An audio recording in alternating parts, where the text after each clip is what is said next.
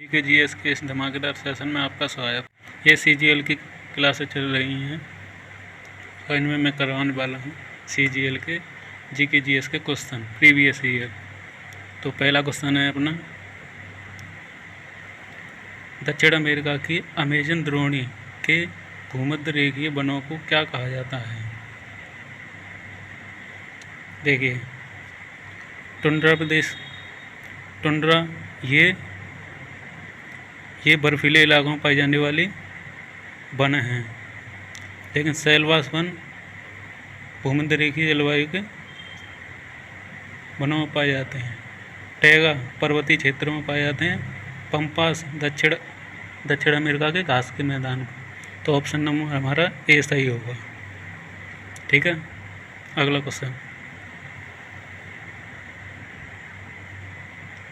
Question है, पृथ्वी से टकराने वाली परावैंगनी किरणें किसके अवक्षय के कारण होती हैं?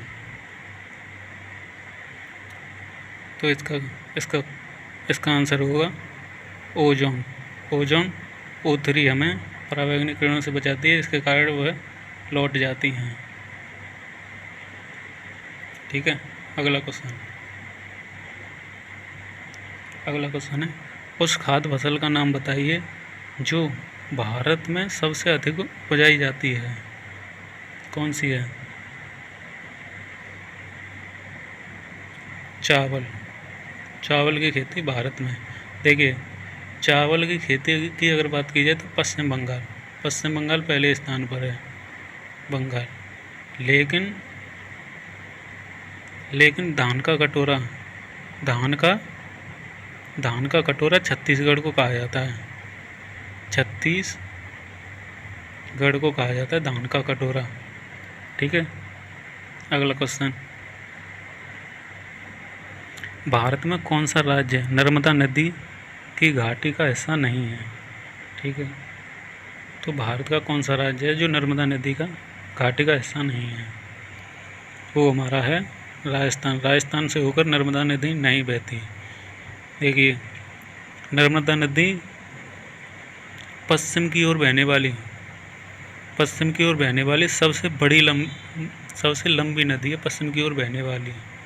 तो ये सबसे अधिक मध्य प्रदेश में, गुजरात में और महाराष्ट्र में बहती है। ठीक है, अगला क्वेश्चन, दक्षिण पश्चिम मानसून की अवधि के दौरान तमिलनाडु सूखा रहता है, क्यों? क्योंकि यह वृष्टि छाया प्रदेश क्षेत्र में स्थित है। देखिए, तमिलनाडु ये भारत है और यहाँ पर है तमिलनाडु यहाँ पर है। यहाँ से मानसून जाते हैं तो यहाँ जो केरल के जो पर्वत हैं ना, उन्हें वर्षा होने से रोक लेते हैं, तो ये जलवायु निकल जाती है। जब अक्टूबर नवंबर में जब मानसून लौटते हैं ना, अक्टूबर नवंबर में, तो वो केरल के तट पर बारिश करते हैं। ठीक है, अगला क्वेश्चन, एल नीनो क्या है? देखिए, एल नीनो एक उष्ण जलवायु धारा है। एल नीनो यह गर्म जल धारा है और ला नीनो एक ठंडी जल धारा है, जिससे मौसम में अत्यधिक वर्षा देखने को मिलती है और इससे एल नीनो से सूखा देखने को मिलती है। ठीक है, अगला क्वेश्चन, अधिकतम जैव विविधता वाला प्रदेश निम्न में से किस प्रकार का होता है? अधिकतम जैव विविधता वाला, चलिए बताइए। अत्यधिक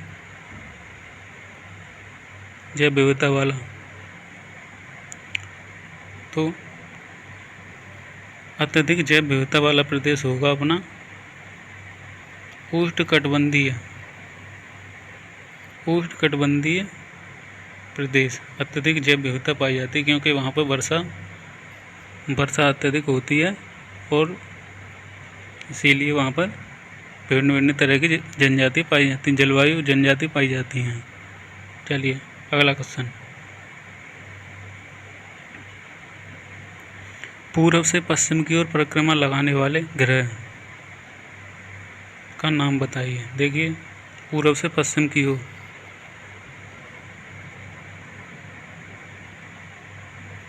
दो ग्रह हैं, पहला एक है शुक्र जिसे वीनस कहा जाता है, दूसरा है यूरेनस, यूरेनस जैसे जैसे अरुण कहते हैं। ये दो पूर्व से पश्चिम की ओर यानी क्लॉकवाइज घूमते हैं, क्लॉकवाइज डायरेक्शन में। बाकी सारे ग्रह एंटी क्लॉकवाइज घूमते हैं। तो वीनस और यूरेनस यानी शुक्र और वरुण दो ऐसे ग्रह हैं। चलिए,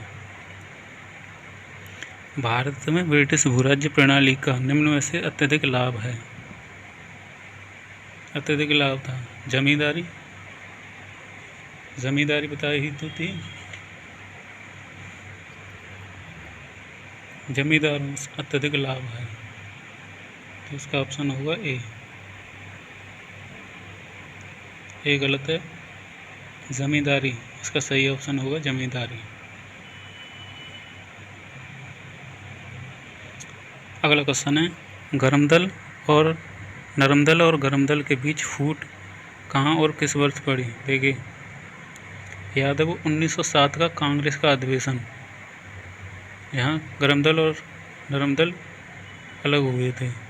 उसकी अध्यक्षता किसने की थी। 1907 के कांग्रेस की अध्यक्षता रास बिहारी बोस किसने की थी। रास बिहारी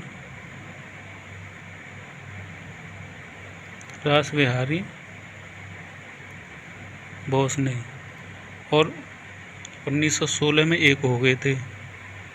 ये गर्मदल और नरमदल 1916 में एक हो गए थे, जिसकी अध्यक्षता किसने की थी। अंबिका चरण मजूमदार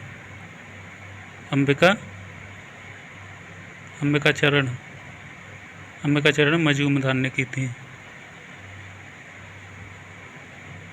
ठीक है, जिसमें 1916 में एनी बेसेंट और किसने भाग लिया था। पहले तो एनी बेसेंट थे और बाल गंगाधर तिलक थे, दोनों 1916 में। ठीक है, अगला क्वेश्चन, अफवाह तंत्र का निर्माण सबसे पहले निम्न में से किस सभ्यता के लोगों ने किया था। अफवाह तंत्र सिंधु घाटी सभ्यता के लोगों ने सबसे पहले अफवाह तंत्र का प्रयोग किया था। ठीक है, अगला, निम्न में से कौन सा युग्म सम्मिलित नहीं है। देखिए साइना नेहवाल बैडमिंटन से है, सही है। ज्वाला गुट्टी table tennis, Virat Kohli cricket से है, ये भी सही है। हरभजन सिंह देखिए क्रिकेट से भी है और कबड्डी से भी है हरभजन सिंह, लेकिन ज्वाला गुट्टा टेबल टेनिस नहीं से संबंधित नहीं है। ज्वाला गुट्टा टेबल टेनिस से नहीं, बैडमिंटन से संबंधित हैं। बैडमिंटन से संबंधित है ज्वाला गुट्टा। माउंट एवरेस्ट पर दो बार विजय प्राप्त करने वाली प्रथम महिला। देखिए माउंट एवरेस्ट पर 2 बार विजय प्राप्त करने वाली महिला सन 1992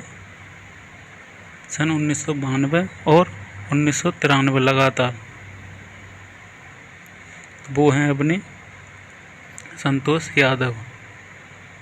2 बार लगातार माउंट एवरेस्ट पर विजय प्राप्त की थी। अगला क्वेश्चन है,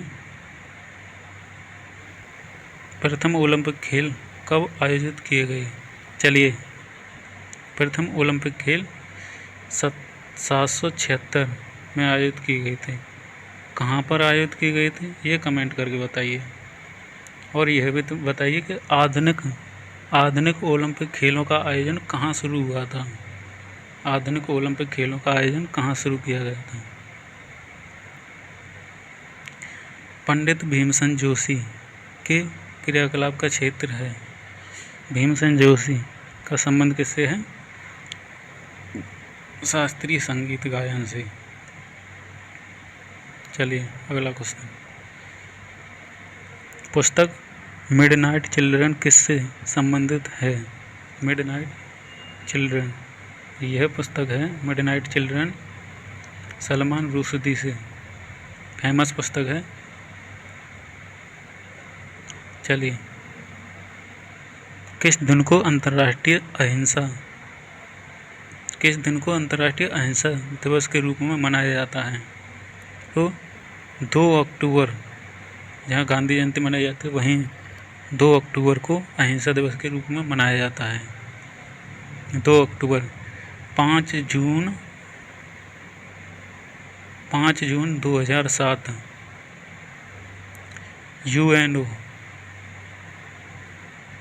यूएनओ ने इसकी घोषणा की।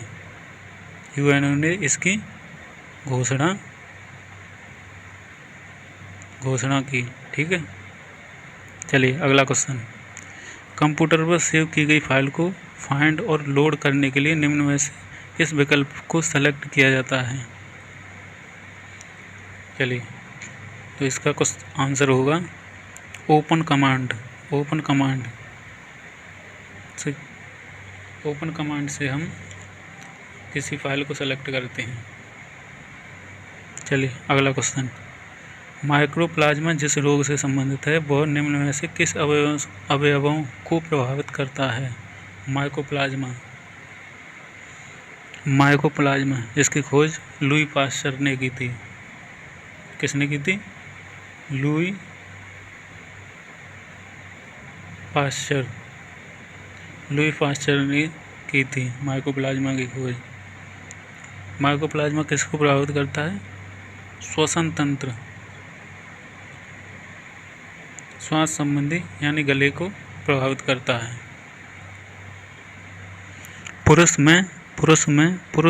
पुरुषत्व के लिए कौन सा गुण संयोजी है?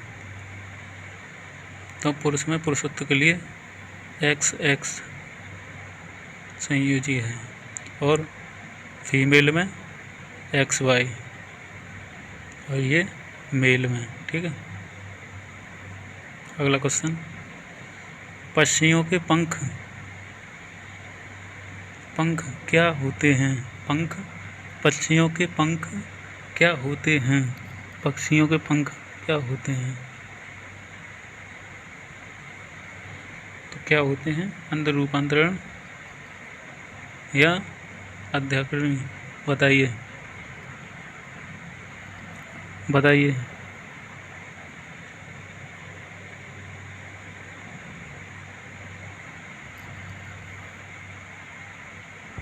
क्वेश्चन।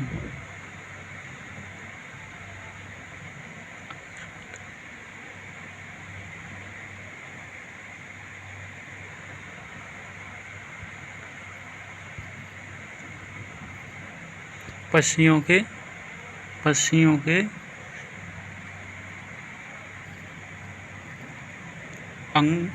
रूपांतरित अग्र अंग पक्षियों के पंख होते हैं। ठीक है।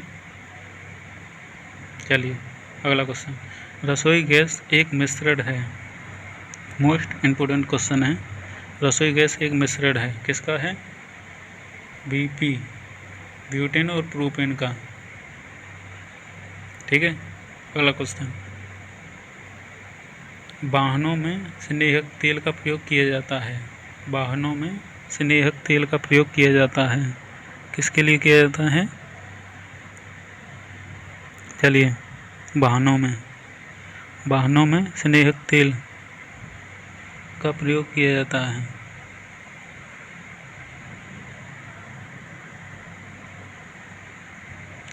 किसके लिए किया जाता है?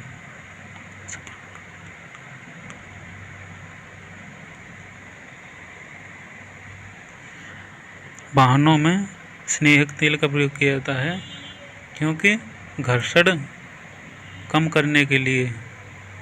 नहीं, घर्षण अधिक होगा तो बेयरिंग, उनकी जो ऑयल, वो जो पुर्जे होते हैं वो जल्दी बेकार हो जाते हैं, घिसने लग जाते हैं। ठीक है। अगला क्वेश्चन। कीमत सिद्धांत को यह भी कहा जाता है। क्या कहा जाता है कीमत सिद्धांत को? कीमत सिद्धांत को क्या कहा जाता है? कीमत सिद्धांत को यह भी कहा जाता है, क्या कहा जाता है? व्यष्टि अर्थव्यवस्था। कीमत सिद्धांत को व्यष्टि अर्थव्यवस्था कहा जाता है। चलिए अगला क्वेश्चन, किस अनुच्छेद के अंतर्गत कोई भी नागरिक मूल अधिकारों के किसी भी उल्लंघन के लिए सीधे उच्चतम न्यायालय में मुकदमा कर सकता है? तो वो है आर्टिकल 32। आर्टिकल 32 संविधान की आत्मा। ठीक है, किसी सीधे मुकदमा उच्चतम न्यायालय में कर सकता है कोई भी व्यक्ति। ठीक है, तो ये थे अपने मोस्ट क्वेश्चन। आपको वीडियो कैसी लगी? अच्छी लगी तो वीडियो को लाइक शेयर और चैनल को सब्सक्राइब करें और बने रहें ऐसे